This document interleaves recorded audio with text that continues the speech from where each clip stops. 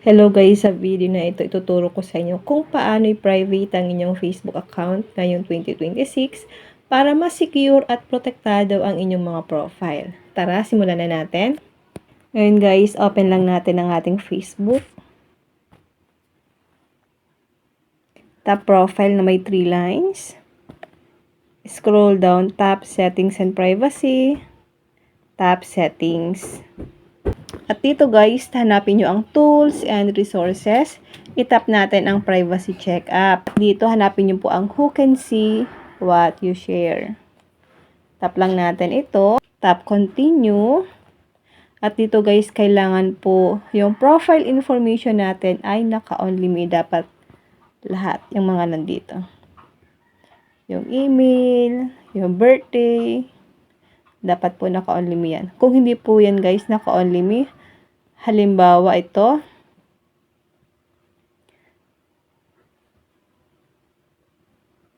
tap lang natin. Ay, piliin nyo po ang only me, then itap nyo po ang save. Ganun lang po, i-only me once na hindi po naka-only me ang inyong mga profile information. Then, dito po sa my friends and following, tap lang natin itong who can see your friend list. Tap lang natin ito. Kailangan guys, naka-only me lang yan. Then, kapag naka-only me po, tap nyo na po ang save. Who can see the people and pages you follow? Tap lang natin ito. Then, dapat po dito, tap lang natin ang see all. Ilagay po natin guys sa only me. Then, tap po natin ang save. Then, tap natin ang next. Dito guys sa who can see your future post, tap lang natin ito. Tap lang natin ang see all. Pwede mo siyang ilagay sa friends or only me, then tap save. Who can see your stories, tap lang natin. Piliin nyo po yung friends. Then tap natin ang save. Tap natin ang save. Who can see your reels, tap lang natin ito. Ayan. Piliin po natin guys ang friends. Para friends lang natin ang makakakita ng ating mga reels. Then tap na po natin ang save. Tap natin ang next. Dito guys sa who can see post your tag in on your profile. Ilagay po natin siya guys sa friends. Ayan. Tap lang natin ang next. Tap natin ang next. Then you're all set. Tap natin ang review another topic. Dito naman tayo sa how people can find you on Facebook. Tap lang natin ang continue. Can send you friend request. Tap lang natin ito. Lagay lang po natin siya guys sa friends of friends. Then tap natin ang save. Then tap natin ang next.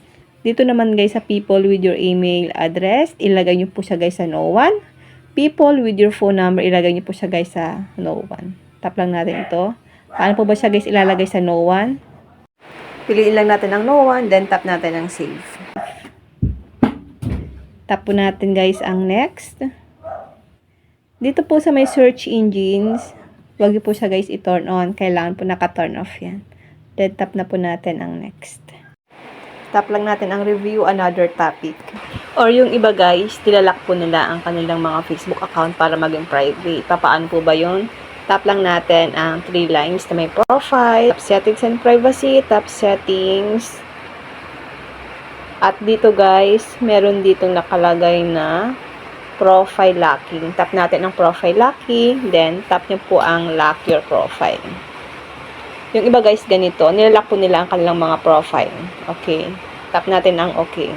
Pero kung wala po kayong profile locking, yun po yung gawin nyo. I-private nyo po yung mga tinuro ko sa inyo kanina. Yung tinuro ko sa inyo kanina. Kapag wala kayong options na profile locking. Okay? At ayan, ganyan lang i-private ang ating mga Facebook account ngayong 2026. Kung nakatulong ang tutorial na ito, huwag kalimutang i-like, share, at mag-subscribe para sa mas marami pang teach tutorial. Salamat sa panonood.